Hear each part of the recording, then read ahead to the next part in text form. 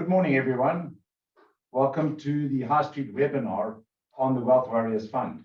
My name is Mike Patchett, the CEO of High Street and a major shareholder.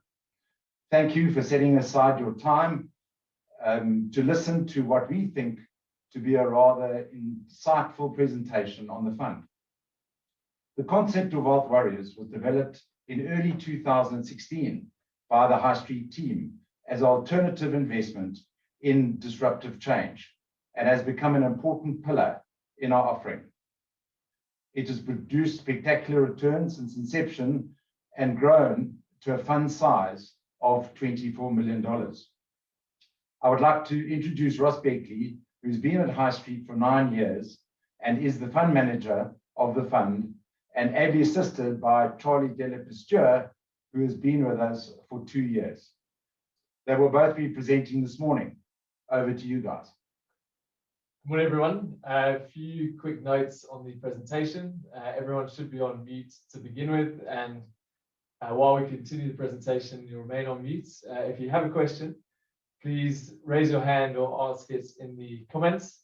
We're going to try and limit the presentation to 35 minutes with 25 minutes for questions because your time is valuable. Any questions we don't get to, please email in at admin@highstreetholdings.co.za and we'll get back to you as soon as we can. Over to Ross.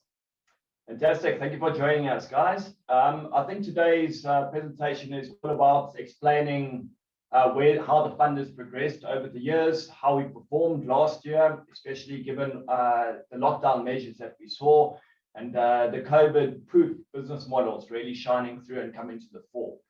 We'll also analyze where we stand today, and I guess most importantly, looking forward, where we expect the fund to go.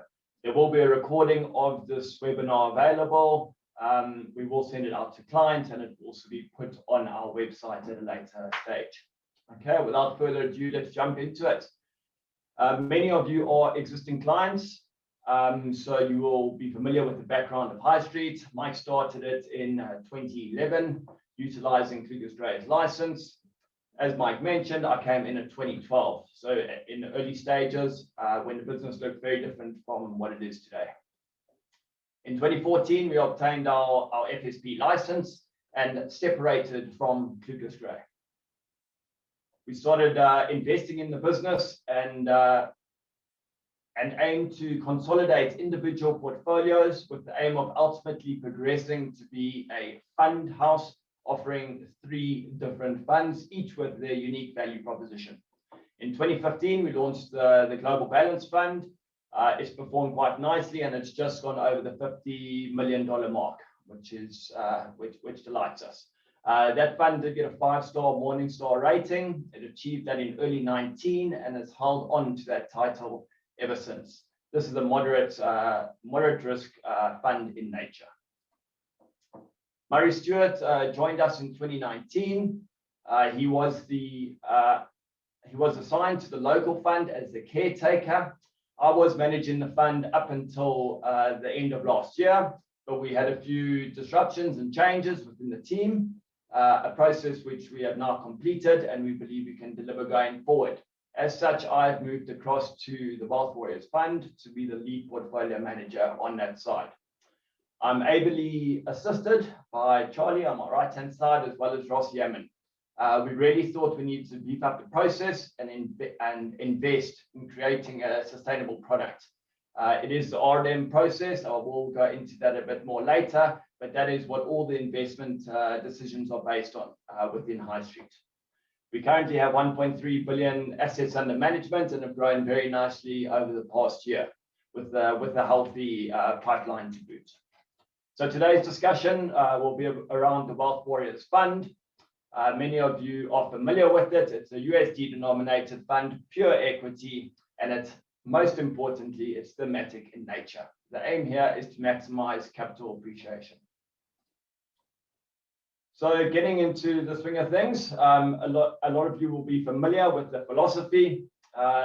Basically, it's a global equity fund intended to provide long-term capital growth, most importantly, using a top-down thematic approach. This is the cornerstone of Wealth Warriors. What do we mean by that? Global in nature, primarily invested in developed markets with about 80% exposure to those markets. That includes China. We believe China is progressing nicely to becoming a developed economy, and the wealth and the GDP per capita is increasing very nicely. Emerging markets will be limited to 20%, but opportunities do abound in these markets where we're seeing strong GDP growth. The pandemic has altered that somewhat, but we believe that many of these countries will bounce back. It's long-term in nature. We do believe it's a higher risk profile fund. So we cannot predict the markets, and we don't attempt to in the short term. It's a fool's errand. Our job is to choose investments within the fund that will outperform the market as a whole. Then down to the top-down thematic approach. It's all about the disruption of conventional industries resulting from technological innovation and changes in consumer behavior. That is what we will be detailing, and Charlie leads that process. He heads up our research arm and is integrally involved in the R part of the RDEM process. Moving on to performance. Since the concept was launched in 2016, the MSCI World Index, against which we benchmark ourselves, has done 62% over that period. Wealth Warriors has performed very nicely, especially since the market troughs, which we saw around April last year, and has done 151% since inception. When compared against the NASDAQ, it very much followed that performance, as many of the themes in which the fund is invested are what the NASDAQ is currently constituted of. Looking at the current composition of the fund, you can see on the legend on the bottom left, the 2020 returns. Cannabis was a standout performer, doing over 100%. Health tech, web development, we had Wix, which did 185%, which would have benefited from the lockdown measures and everyone moving online. But you can see that the performance was very broad-based in nature, and a lot of themes benefited from the tailwinds resulting from the lockdown measures. Digging into the individual share performance, once again, very broad-based positive returns. I think Charlie can touch on a few. So I think the two ones to highlight are clearly your eyes drawn to the red. Momo is a Chinese social media company. You can think much like a mixture of Tinder and Facebook. And they were badly hit during lockdown as Chinese singles weren't allowed to go out. And then within cannabis, as a theme, Charlotte's Web very much struggled to support sales because it's highly retail based. And vastly and dramatically compared to Planet 13, also a cannabis company, but they were able to move using their flexible business model to 100% delivery, and it acted as a real crutch for them during lockdown, and that share skyrocketed. Similarly, two huge performers were the slightly smaller shares in the portfolio, Temple & Webster, a Aussie e-commerce company, which benefited massively from the lockdown trends of home improvement. As people were sat at home, they noticed their creaky doors more, their leaky taps, and home improvement became a massive focus. Similarly, Carbios, you can see up to 317% last year, a French innovative recycling company using bacteria to break down and recycle plastic. So I think you can see broad-based returns, as Ross said, particularly across the smaller cap stocks, but great improvements, or great performance rather, from the likes of food delivery, from cloud computing. Yeah, brilliant returns across the portfolio. So if we go to the fund's top 10 holdings, they account for 49% of the fund. These are typically companies which have dominant market positions, which are ultimately able to produce to operate at high margins and produce huge amounts of cash going forward. Currently, we have 40 stocks, 40 investments in the portfolio. We are looking at trimming that down to 30 to 35. The core 10 will always make up around about 50% of the fund, but a lot of the new themes coming through, which the fund is focused on, we need to sometimes spread our bets across 2 or 3 holdings, as it's very difficult to identify where the market leader or who is going to be the market leader at the end of the day. We can see that NASPAS is a top holding.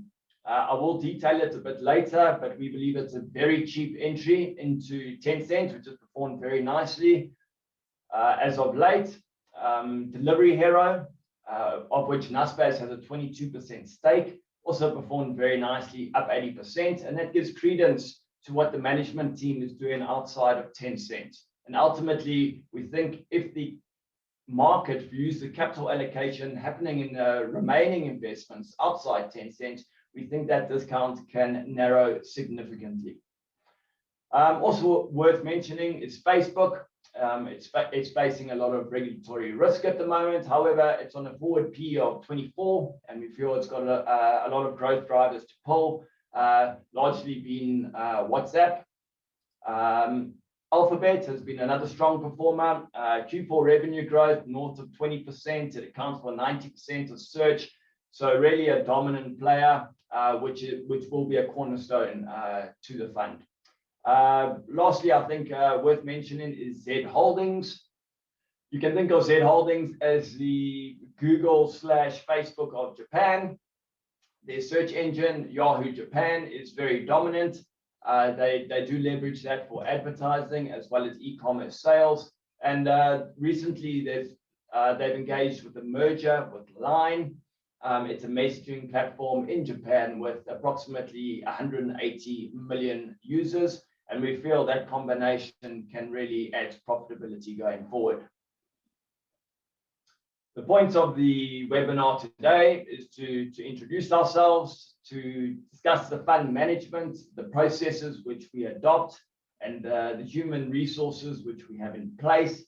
The fund outlook, I have mentioned it many times, but it's been a huge beneficiary from the lockdown measures. And also what we've done since taking control of the fund in early December. So a lot has been done, and we will detail that later. Lastly, where do we stand going forward? We believe Wealth Warriors is a phenomenal product, but we believe there still are huge tailwinds moving forward, and the thematic nature of the fund is something which remains core. Looking at the fund management, the first point. Firstly, Mike did mention we've removed key man risk. There's a lot of collaboration within the team. There are now 5 pairs of eyes on the fund. 3 involved integrity in the research process, and another 2 involved in the investment committee. We do meet on a daily basis to discuss the fund and the fund happenings, whether it be results, whether it be analyst upgrades, whether it be investor calls from the companies.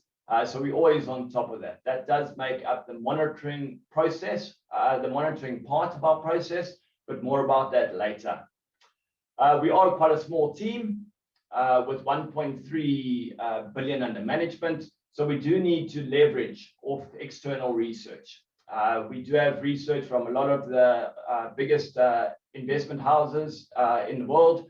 We get research from Barclays, JP Morgan, and excitingly for us, we've recently signed a deal with Jefferies. Jefferies has been expanding into a lot of regions and a lot of markets at a time when a lot of other research houses have been cutting back. So they are fast becoming the preeminent player in terms of research. So a little bit about our process. We call it the RDM process. Very simply, it's first about review.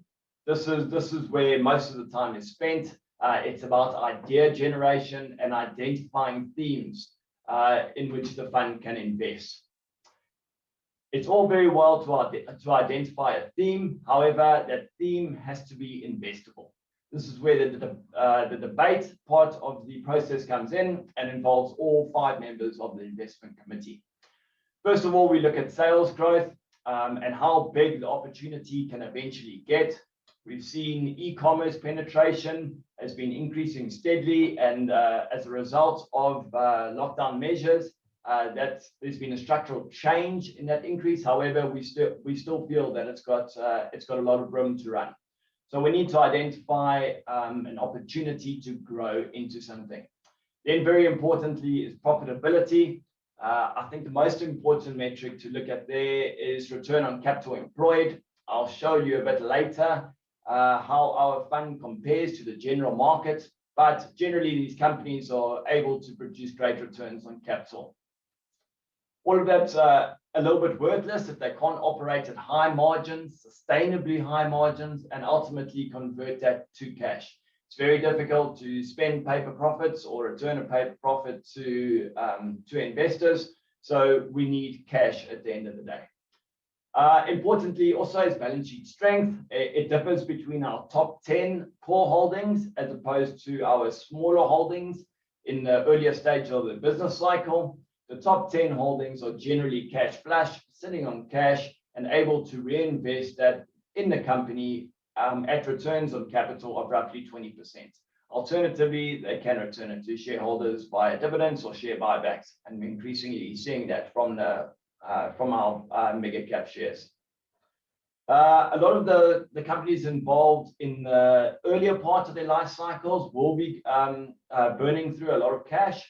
So we do need to assess the investor appetite to fund these operations. Most importantly, it comes down to valuation, and that's where we evaluate the opportunity. A fantastic business is not always a fantastic share if it's overpriced. We have seen that Zoom is north of $100 billion, which we believe is unsustainable. But Charlie will touch on that later. So what we try to do in the valuation process is basically we try and purchase future cash flow streams at a reasonable price. You might have heard of the GARP methodology, growth at a reasonable price. This is all that we aim to do. We don't aim to reinvent the wheel here, but we aim to be consistent. On to the last phase of the process is monitoring. This includes results, investor calls, daily news coming out of the company, from media houses, etc. And then that ultimately feeds back into the review process, and then we continue from the start once again. If we can move on to the first part of the process, this is what Charlie heads up, and I think he can take it from here. Thanks, Ross. So I drive the review part of the RDEM process, which involves identifying and investigating, researching disruptive companies that fundamentally change the way that we live our lives. And in front of you, you'll see here very familiar names. These are the companies that have managed to infiltrate every aspect of our daily lives, from the way we live and work to the way we entertain ourselves and feed ourselves. And although technological disruption is nothing new, the rate at which these companies have managed to disrupt just keeps growing.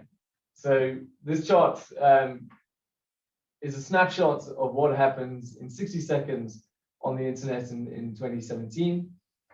Jumping to 2020, you will see the Google searches are up to 4.1 million every 60 seconds. They added 600,000 searches. 1.3 million people are now logging into Facebook, which increased by 400,000. 764 hours of Netflix content are watched every minute. 4.7 million YouTube videos, up by 690,000. Online shopping is now over 1.1 million, up 350,000. And the Instagram user base has tripled in just 2 years, adding 520,000 users every 60 seconds.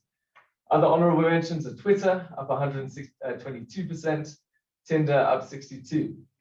So the rate of change over the last few years has just been staggering, particularly driven by smartphone adoption and internet adoption. And then we were hit by the pandemic. And rather than halt technological innovation, it actually accelerated. So this is Microsoft CEO Satya Nadella in the Q1 Microsoft earnings call last year in April, just as companies were getting to grips with how the pandemic had impacted their business models. And crucially here, I think he says we've seen 2 years worth of digital transformation in just 2 months. And that wasn't just true for the beginning of the pandemic, it continued throughout. And there's no, I think, better way of demonstrating that than within Microsoft's own Microsoft Teams. So Microsoft Teams was on a good growth track. You can see sort of roughly doubling every 6 months. And in November 2019, it passed its biggest competitor, Slack, who at the time had 12 million users. And Slack has since ceased publishing user data, and they've sued Microsoft for abusing their monopoly on office computing. So it shows these trends were there, and they were coming through. And then the pandemic hits. Microsoft Teams individual users was up to 75 million every day, and just towards the end of the year, it just carried on going up to 115 million. And looking back, I think it's easy to forget just how quickly we've all been able to adjust to this new way of living and working. I don't think had it been for the pandemic, High Street would have done a webinar today. I think we've all managed to change it incredibly quickly. And another example being Zoom, which we're using today. Zoom in December 2019 was a small video conferencing service, had just 10 million daily meeting participants every day.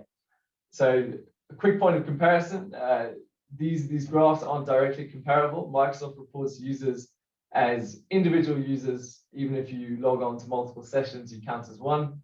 Zoom daily participants are daily meetings. So we in our calculations, we on average about 2 people have a meeting every day. So as a rough comparison, you can divide the Zoom number by half. But you can see just by March 2020, there were 200 million Zoom meetings every day. A month later, up to 300 million. And Ross mentioned Zoom now has a market cap of $126 billion, bigger than NASDAQ's, but not a business that we believe to be sustainable relative to Microsoft. Microsoft were brilliant in quickly and efficiently adapting their business model to incorporate more collaboration between their apps and driving towards a super suite of productivity between all their services. And talking about flexibility, this was one of the key metrics or key values that we look for in a business. And Uber is a company that demonstrated that brilliantly. In 2019, 3/4 of Uber's revenue came from ride hailing, the app that it started with, and how we knew it to become synonymous with ride hailing. But when the pandemic hit, they quickly pivoted, adapting their platform to focus on not delivery of people, but delivery of items. So Uber Eats, which typically was a takeaway chain of their business, they expanded and quickly adapted their platform and their app to include not just takeaways, but groceries to hit those who couldn't go out of their homes in the lockdown, and then later on to pharmaceuticals. And I think Uber has proved that there's little difference between delivering a pizza and a person, and their management identified that this was a great opportunity for them during the lockdown, and pivoted to make that happen. And you can see just in the share price recovery, or rather in the bookings recovery, just how much Uber was rescued from this switch during the pandemic, and consequently the share price was up 71.5% last year. Tough to see from this chart, but in yellow, Uber Freight has shown excellent growth, up 40–50% for the last few quarters.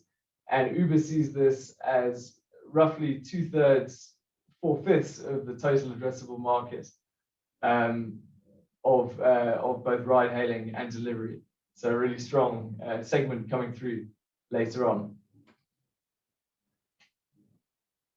So the question we would then ask is were the giant share price increases last year justified?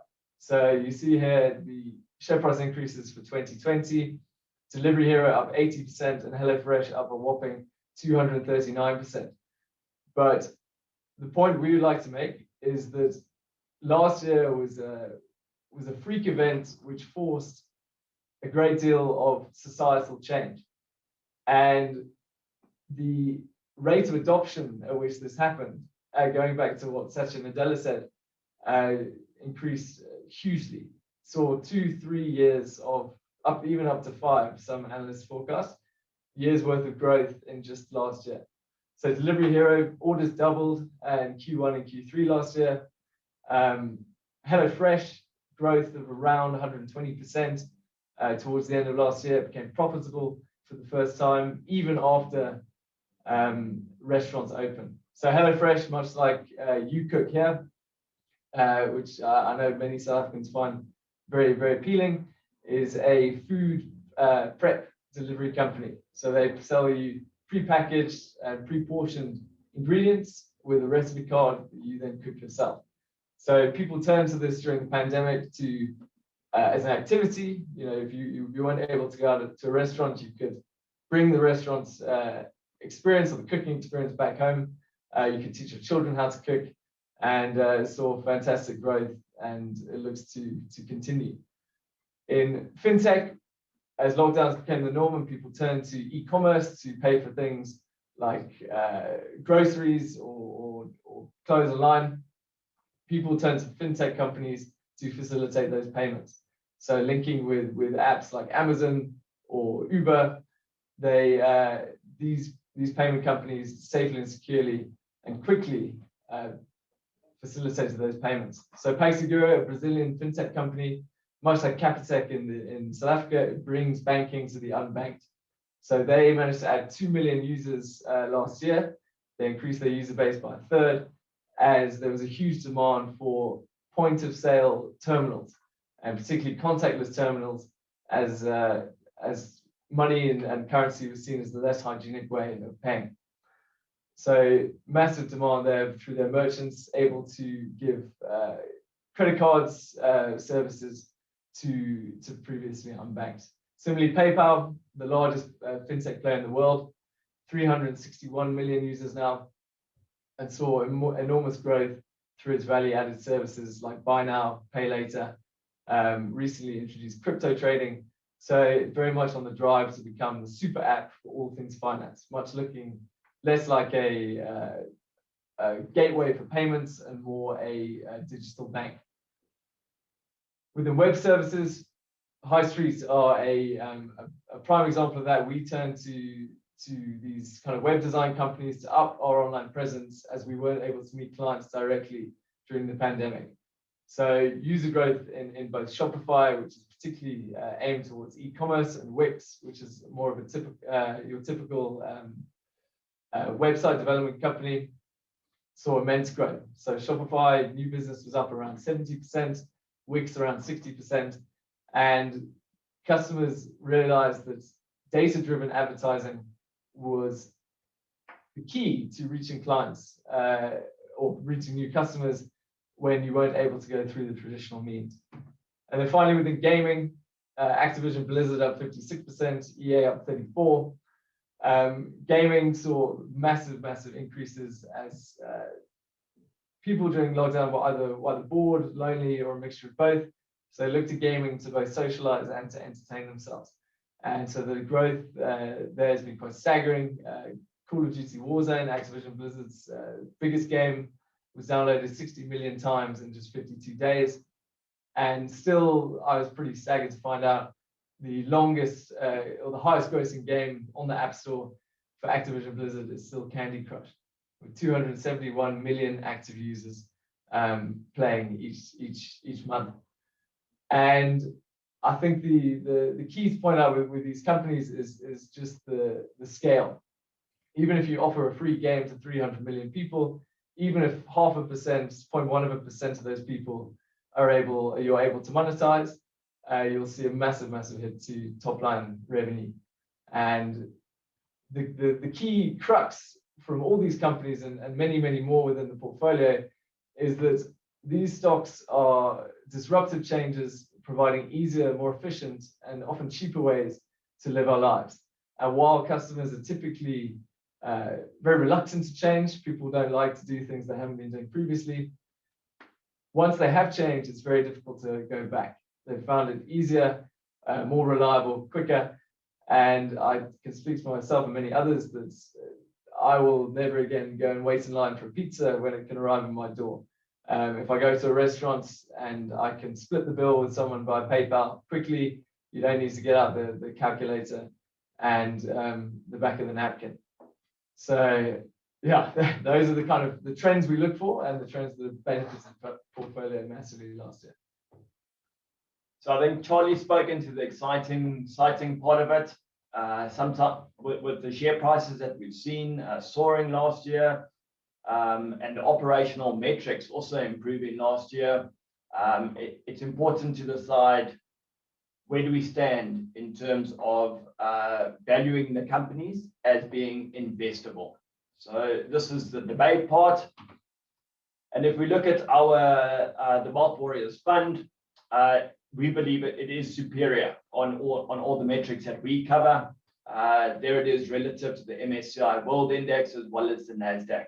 You can see that the growth is there, the return on capital is there, most important, and it's producing cash.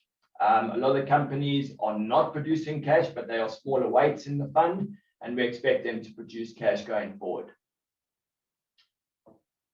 We've identified good companies. We believe the fund is superior quality to that of the market as a whole, but does the superior quality come at a cost? This is where we dive into the valuation. If I can just take a step back, I think first to consider is the universe available to investors. We have cash, bonds, property, equity. If you think along the risk curve, if I can compare bonds, the current valuation on bonds versus the current valuation on equity. So there I plot the US bond yields versus the developed equity market yields.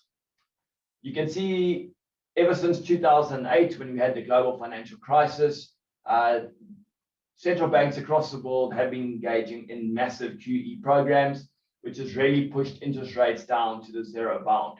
We still see those rates there at the moment. And as such, equity became cheap relative to bonds.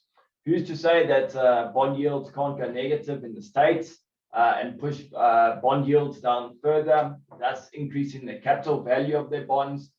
However, we've seen in the US, we've seen the US dollar, the amounts of currency, US dollars in circulation has increased 20% over the past year. Once consumer confidence returns, we feel there's a lot of pent-up demand for consumers to deploy this money. And then while we aren't forecasting it imminently, we do see inflation as a potential risk down the line. And because yields are so low on bonds at the moment, any increases, material increases in interest rates can seriously hurt the capital value of your bonds. So in terms of bonds, cash, and equity, we believe equity is still the best place to be. That said, within equity, how does our fund compare to that of the market as a whole? And also NASDAQ as comparison for the type of funds, type of themes that the fund invests in. So if you look at the metrics there, optically, the fund looks very expensive. On a PE ratio, it's trading at 88 plus a bit of change relative to the market at 35 times. Likewise, on the price to sales, it seems extremely expensive. However, when factoring in the growth that we expect to see from these companies over the next 4 to 5 years, it becomes a lot cheaper. and we believe we are purchasing a basket of stocks with superior quality to that of the market, not overly extended on a valuation basis, considering in the growth. Charlie spoke about what Satya Nadella had to say. We believe those cash flows have been brought forward. There's been a structural increase in the growth rates within these companies. Our top 10 companies produce Q4 revenue growth between 20 and 30%. And we believe there still is scope for these companies to grow further. The likes of an Amazon started as a book delivery company. Then it moved into commerce, and then it moved into cloud computing. Cloud computing actually became the division that funded their commerce business. So these companies are very versatile, and their dominant market positions allow them to enter parallel industries. Just as an example, if we look at Amazon, it had a fantastic year last year, doing just shy of 70%. Once again, the metrics are very positive, far ahead of those of the MSCI World Index. And looking at the valuation, optically, it looks expensive, but factoring in the growth potential of these companies, it looks a lot cheaper. Of this company, it looks a lot cheaper, especially if they're able to reinvest those proceeds at a return of 20%, which it can generate on that capital. I think that closes the valuation part of the process. Finally, we move on to the monitoring. It's a very important phase of the process, and it's conducted on a daily basis. I'll briefly touch on the trade, on a couple of the trades that we've executed over the past 2 to 3 months. I think Charlie can take the first one. So we spoke in quite a bit of detail earlier about Uber and the fact that its flexible business model and its ability to rotate into delivery of items rather than people really supported the share price through the year. So you can see a great amount of growth from the lows in March to finish the year 71.5% up. Comparatively, its main rival in the US, Lyft, is a 100% ride-sharing business. And while it has announced plans for delivery, it didn't have that capacity during the pandemic. And so you can see it was largely negative for the most part of the year, only recovering towards the end of the year as positive vaccine news, as well as good news for the company out of California through Proposition 22, which allowed them to view their drivers as independent contractors rather than employees. So it was recovered towards the end of the year, but still finished only 14% up for the year. And as an investment team, as an investment committee and research team, we identified an opportunity where, as lockdowns lifted and people got back to some kind of normality, ride-hailing should see a great boost. And Lyft, given the fact it's 100% ride-hailing, should see a larger share of that. So on the 2nd of December, we enacted a partial switch. The position in Lyft was increased to around 4% from 2%, while the position in Uber was reduced after its fantastic gains last year from about 4% down to 2%. And since the 2nd of December, Uber has still performed brilliantly well, up 20%. But Lyft, I'm pleased to say, has outperformed significantly. So we're up 21.5% on the trade, and actively monitoring it going forwards to see when to exit.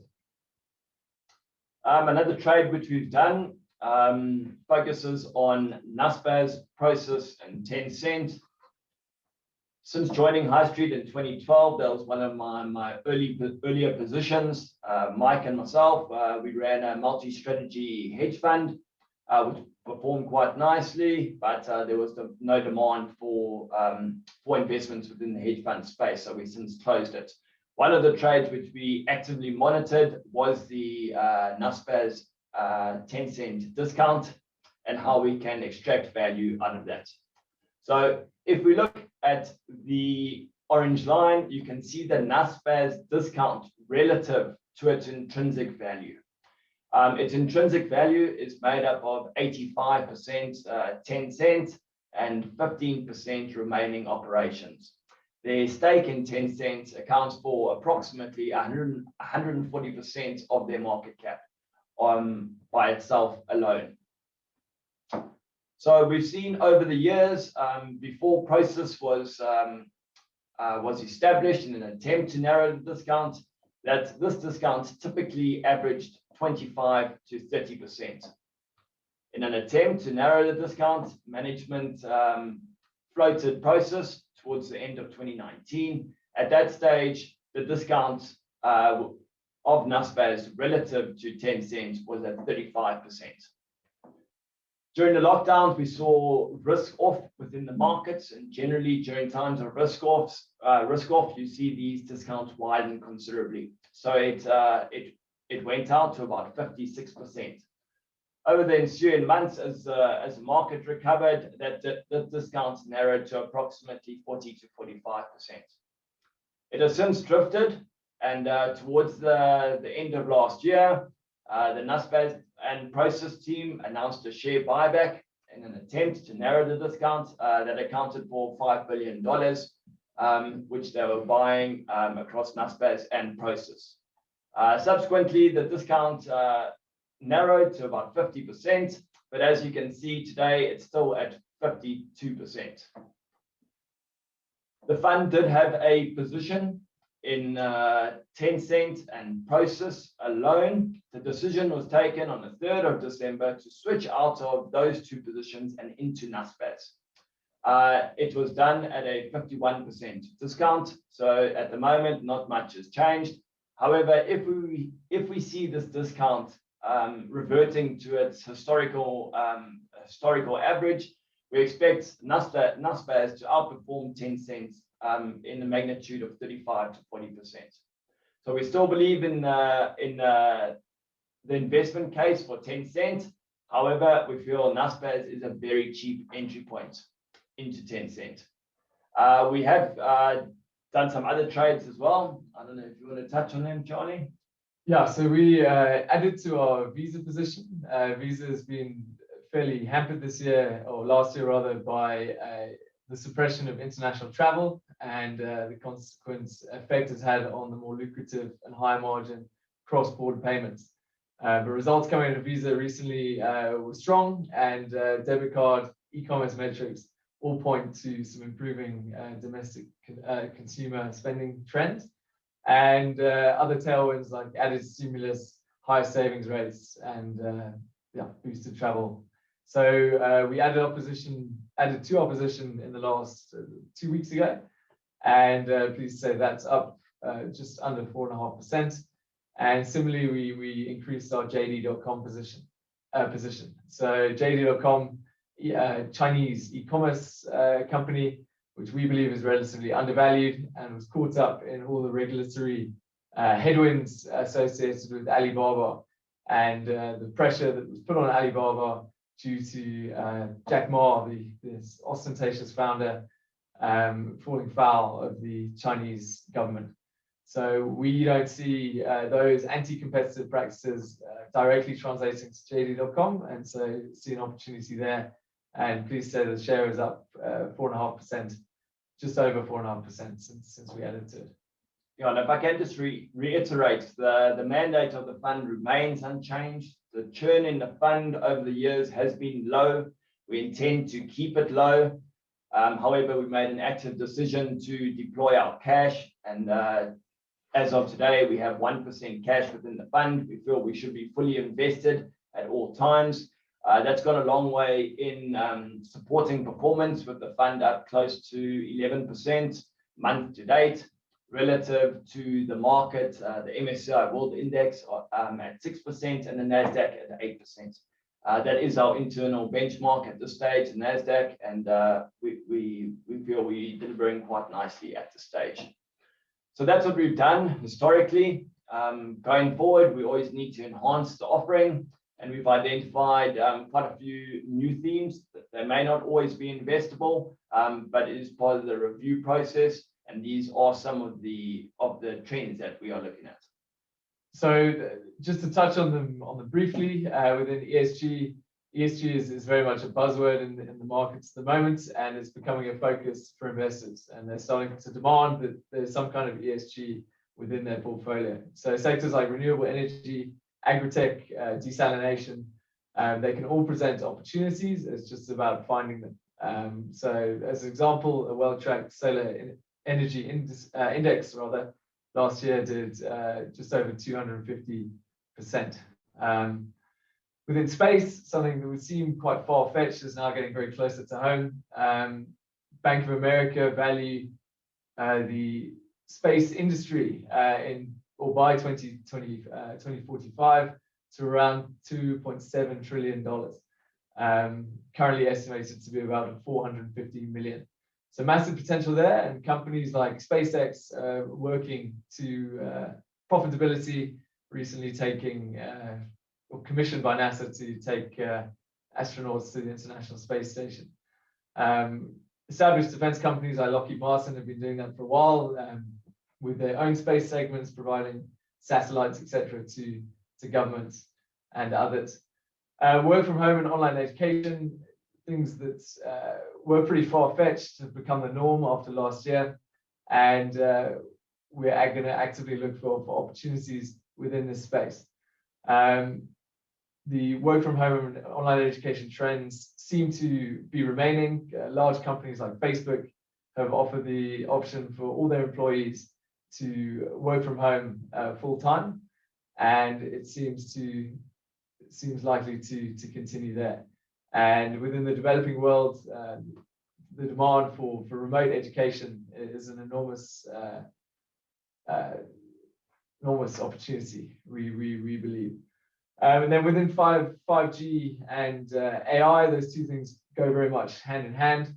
And a number of processes that weren't possible before are now becoming more and more feasible due to the lower latency of the 5G infrastructure that's incoming.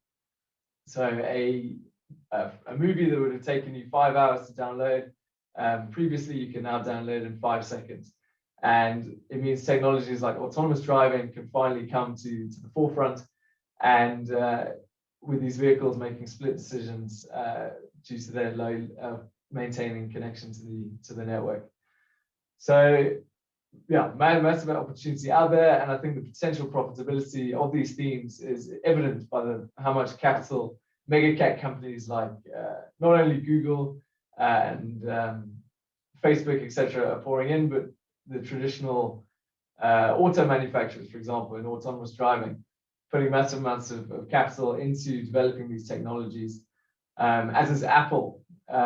Ross spoke about how these companies have to be flexible to maintain their dominance, and Apple to go from a phone producer to a company who has recently announced they're planning to release a autonomous vehicle, passenger vehicle, by 2024.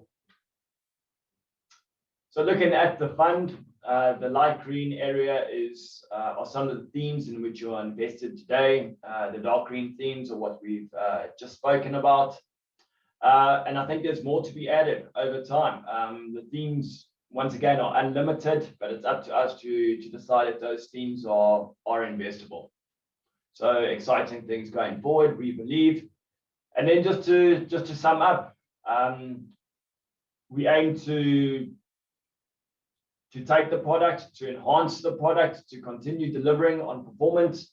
We believe there's been a smooth transition over the past few months. The processes are in place, and the staff complement and team engagement is firmly there to continue delivering on the mandate. In terms of the outlook, equities by themselves do look expensive. However, they do look cheap on a relative basis to other asset classes. And we believe Wealth Warriors still looks fairly valued, despite a bumper year that we saw in 2020. That's largely as a result of the profitability being brought forward by more than 2 years, which in our opinion goes a long way to justifying the recent share price moves. I think that about sums it up. We'll move on to Q&A. Charlie did mention there's two ways to ask a question: either raise your hand and we'll unmute you, or you can type in the Q&A box at the top. So first question from David Wilson, your views on Tesla and Bitcoin. Charlie, well, I think you can take Bitcoin. So personally, in my personal capacity, I do like Bitcoin. I see it in a inflationary environment. It provides a store of value because at its intrinsic base, it is anti-inflationary. And so, in my opinion, I do think it should remain a small part of the investor portfolio. But the massive volatility that we see, moves of 20% in a day, down 50%, I don't think it has a place at the moment in the Wealth Warriors portfolio. So my answer would be, personally, I do, but within Wealth Warriors, not at the moment. And I think onto Tesla, I think there's now a link between Tesla and Bitcoin, with Tesla having invested in $1.5 billion in Bitcoin a few weeks ago. They did end up making more profit in one day from their holding in Bitcoin than they did from their core business of selling cars in Q4. If you look at Tesla's market cap, it's now worth more than the top 6 automakers combined. Just as an aside, Apple is a mature, established company, still got growth potential. But if you look at their AirPod revenue, that accounts for 50% of Tesla's revenue in this one product. So we believe Tesla is doing a lot of good. It very much is in our universe. We are having a close look at it. However, we do feel it's been overhyped at the moment. I think with Elon Musk able to move markets tweet by tweet, just as Trump did, I suppose that's the world we live in. But in terms of pricing the opportunity, we believe it's not a feasible investment. So anonymous question, what's your view on listed property and the potential for upside as economies move to greater reopenings? Yeah, if I can answer that, I think it's appropriate for a more balanced fund. Wealth Warriors is disruptive change, and I think listed property, you've got to divide listed property into a whole lot of sectors. But generally speaking, I think property are the losers with disruptive change. So, more people working at home, less people working at the office.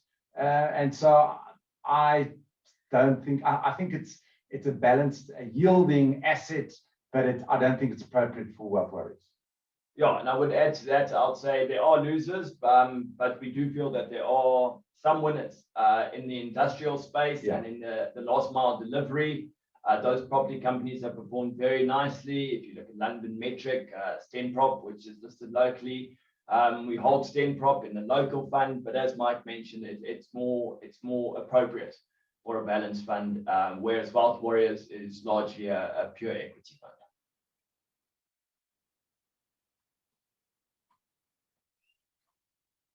Okay, that's all the questions we have right now. If you want to get your last questions in, please do. And if you have any other questions you think of later, please don't hesitate to email us, admin@highstreetholdings.co.za. Do you have another question? How will Wealth Warriors deal with capital gains tax? Yeah, I think that's, everyone's got their own individual problems with capital gains. So obviously it's a fund, it's a unit trust, and therefore each person has got their individual problems with capital gains, and it's up to the individual. We don't look at capital gains. We buy and sell within the fund, and as an individual, if you sell out of the fund, you sell your units, you're going to pay capital gains, and we don't even think about capital gains tax when we buy and sell stocks within the fund. Have we got any hands up there, Charlie? No hands. No As hands. of yet. Okay, well, I suppose we'll give it 10 more seconds. And then, as Charlie said, if you have any questions or you want to contact us, there we go. Another question. Okay, a question from David Wilson. Views on the commodity cycle and PGM in particular. So, sure. Many would say we're in the early stages of a super cycle. We've seen commodity prices being very, very strong, largely on restricted investment and then long lead times in building that supply. Thus, we've actually seen rand strength as well. Obviously, one of our biggest exports are within commodities. PGMs are very interesting as well. At one stage, it was the palladium price that was driving the PGM companies, but now platinum's coming to the fore as well. It's done 20% in no time over the past week or two. So a lot of the companies in South Africa are really making huge amounts of money here. However, a lot of the fund's mandate is to invest in disruptive innovation. So we have considered looking at the likes of miners who, or at least commodity producers or miners who would benefit in the adoption of electric vehicles. So that being nickel, there's copper in there, there's tin, etc. And these prices have gone through the roof. However, finding an equity play, pure play on these commodities is very difficult, and there are none in our universe. So we wouldn't hold commodities within this fund because they do not fit the mandate. Anonymous question. Would a further investment in the fund impact my SDA, single discretionary allowance, or FIA, foreign investment allowance? So I think I can answer that. It would, to invest in the fund offshore in dollars, you would have to use part of your allowance, but this is reset every calendar year. So the single discretionary allowance is $1 million rand rather, and that resets on the 1st of January, and the FIA you have to be approved and tax clearance from SARS for each individual allowance up to 10 million rand. But that can now be done on e-filing, and it's a relatively simple process as long as your tax affairs are in order.